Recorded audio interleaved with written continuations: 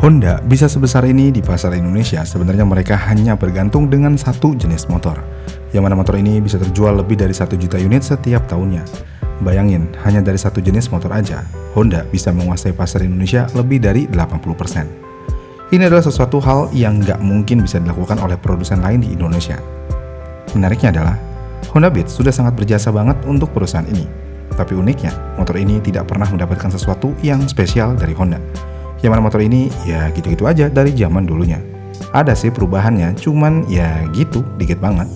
Dan kalau kita mau bandingkan dengan kompetitor Honda Beat, misalnya di Yamaha Gear, Honda Beat seperti ketinggalan zaman banget. Apalagi kalau perihal speedometernya.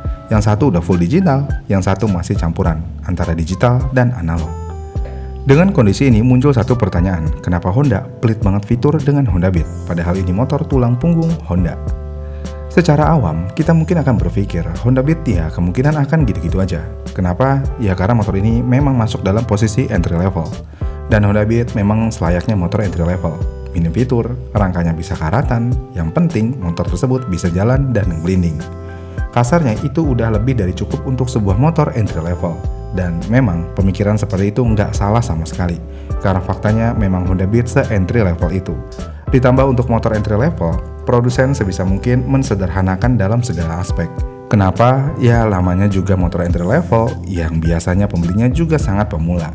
Dan untuk di pasar pemula, tentu aja semakin sederhana sebuah motor maka akan semakin baik. Iya kan? Tapi, pemikiran tersebut mungkin masih sangat relevan jika ini tahun 2015. Kenapa? Ya karena motor entry level memang rata-rata seperti itu. Sedangkan saat ini motor entry level tidak se-entry level itu. Karena jika kita mau melek sekitar, selain motor Suzuki, hanya Honda Beat yang masih terlihat entry level banget. Sedangkan motor kompetitor lainnya, walaupun motornya entry level, tapi fiturnya udah kayak mid-range. Namun apa alasan sebenarnya Honda terkesan pelit terhadap Honda Beat? Jawabannya tentu aja di harga, mau harga produksi atau harga jualnya. Gini deh, boro-boro mau dikasih upgrade, behel aja yang tadinya besi diganti pakai plastik. Kemudian rangka aja yang tadinya menggunakan besi tubular sekarang menggunakan ISAF. Belum bracket-bracket yang tadinya besi saat ini malah menggunakan plastik. Dari titik ini aja, apa yang mau kalian harapkan dari Honda Beat? Iya kan? Mau speedometer full digital? Iya, sepertinya hal tersebut hanya menjadi mimpi aja buat konsumen Honda Beat. Yang pada akhirnya Honda sebisa mungkin akan menahan harga Honda Beat serendah mungkin. Walaupun mereka rela dan dengan senang hati tidak memberikan sesuatu yang benar-benar baru di Honda Beat, namun selama Honda Beat masih bisa di rentang harga yang masih cukup rasional, sepertinya Honda tidak akan memberikan fitur lebih ke Honda Beat. Kasarnya lagi, fitur speedometer digital untuk penunjuk bensin aja, itu udah sebuah keajaiban teknis untuk motor ini. Gimana kalau full digital? Ya semakin-makin keajaiban teknisnya. Tapi satu hal yang penting di sini, di luar dari menjaga harga, Honda adalah salah satu produsen yang menjaga lini produk mereka. Yang berarti Honda sangat berhati-hati dalam lini produk mereka supaya tidak ada yang kanibal. Sebagai contoh, jika kita lihat hampir seluruh motor Honda, semuanya hampir memiliki segmennya masing-masing. Tidak ada yang tumpang tindih seperti Yamaha. Jika kalian melihat line up motor Yamaha, memang motornya terlihat lebih beragam. Tapi kalau dilihat lebih dekat, Yamaha seperti melakukan kanibalisme di sini. Sedangkan Honda mereka benar-benar menjaga banget segmennya. Misalnya nih ya, jika Honda berhasil membuat Honda Beat lebih banyak fitur tapi harganya tidak naik signifikan, tentu aja hal ini akan membuat konsumennya sangat senang dengan produk Honda. Tapi masalahnya adalah, jika Honda Beat udah selengkap itu dan bahkan fiturnya udah setara dengan motor di atasnya, misalnya Honda Vario 125. Jika Honda Beat punya fitur Honda Vario 125, siapa lagi yang mau beli Vario 125? Iya kan? Disinilah ketakutannya Honda. Mereka tidak mau produknya saling serang.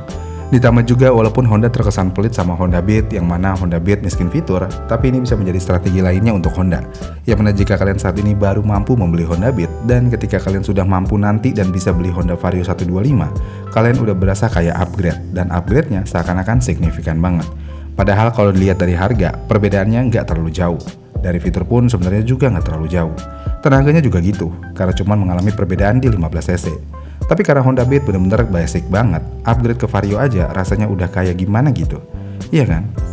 Ya secara keseluruhan Honda Beat walaupun motor ini adalah motor yang minim fitur, tapi sebenarnya motor ini bukan motor yang buruk. Kecuali rangkanya ya, kalau perihal rangka ya kalian bisa nilai sendiri. Motor ini kecil, motor ini irit, dan motor ini cukup murah, walaupun ya nggak murah-murah banget. Tapi yang pasti dari motor ini adalah, motor ini memiliki teknologi yang sangat-sangat sederhana. Dan untuk kebanyakan orang, semakin sederhana sebuah motor, maka biasanya akan semakin disukai. Karena sekali lagi, tidak semua orang gila akan teknologi dan tidak semua orang pengen motornya punya sensor yang berlebihan. Kenapa? Ya kalau banyak sensor dan rumah kalian jauh dari kota, dan motor kalian sedang rusak, ya tentu aja hal tersebut akan merepotkan. Lagi pula, semakin sederhana sebuah motor, maka perawatannya pun juga akan semakin mudah dan murah. Dan inilah alasan lainnya kenapa Honda seakan-akan pelit fitur ke Honda Beat. Karena motor ini mau dibikin mudah dalam perawatan dan murah juga dalam perawatan. Ya gimana nggak murah dan mudah, sensornya aja dikit pakai banget di motor ini. Jadi ya terkadang ada kelebihan di balik kekurangan. Ya itu sih pemikiran positif aja terhadap Honda Beat. Tapi nih ya, jika kalian punya budget 19 juta, apakah Honda Beat layak dibeli? Jawabannya sebenarnya tergantung kalian tinggal di mana. Jika kalian tinggal tidak jauh dari kota, alangkah lebih baiknya kalian beli motor yang lebih bagus secara fitur dari Honda Beat. Misalnya ada Yamaha Gear atau di motor lainnya. Karena kalau ada kerusakan ya kalian tinggal ke dealer atau ke toko spare part terdekat. Masalah kalian akan selesai. Namun jika kalian tinggal agak jauh dari kota nih, Honda Beat menjadi pilihan yang tepat selama rangkanya dirawat. Kemungkinan besar Honda Beat tidak akan rusak. Iya kan? Honda Beat memiliki harga bekas yang stabil. Honda Beat memiliki harga yang terjangkau. Honda Beat juga memiliki konsumsi BBM yang irit. Dan yang pasti Honda Beat gampang banget dirawat. Dan semua ini bisa terjadi karena Honda pelit fitur dengan Honda Beat. Mungkin itu adalah hal yang harus dilakukan Honda untuk membuat Honda Beat layaknya Honda Beat saat ini. Karena ya mau gimana pun, semakin banyak fiturnya tentu aja akan membuat motor akan semakin tidak awet. Semakin banyak fiturnya tentu aja membuat motor harganya meroket. Semakin banyak fiturnya, belum tentu semua orang akan suka. Dan mau gak mau, terima atau tidak terima, Honda Beat sudah mendapatkan fitur yang cukup. Di versi tertingginya sudah keyless. Di semua varian sudah menggunakan speedometer digital, walaupun hanya untuk bensinnya. Desainnya selalu disegarkan, walaupun aura Honda Beat lamanya tetap ada. Jadi ya, Honda Beat tidak butuh apapun selain fitur yang ada saat ini. Iya kan? Gimana nih menurut kalian? Apakah Honda benar-benar pelit terhadap Honda Beat? Atau Honda Beat udah pas di titik ini? Komen di kolom komentar di bawah ya, dan sampai jumpa di video selanjutnya.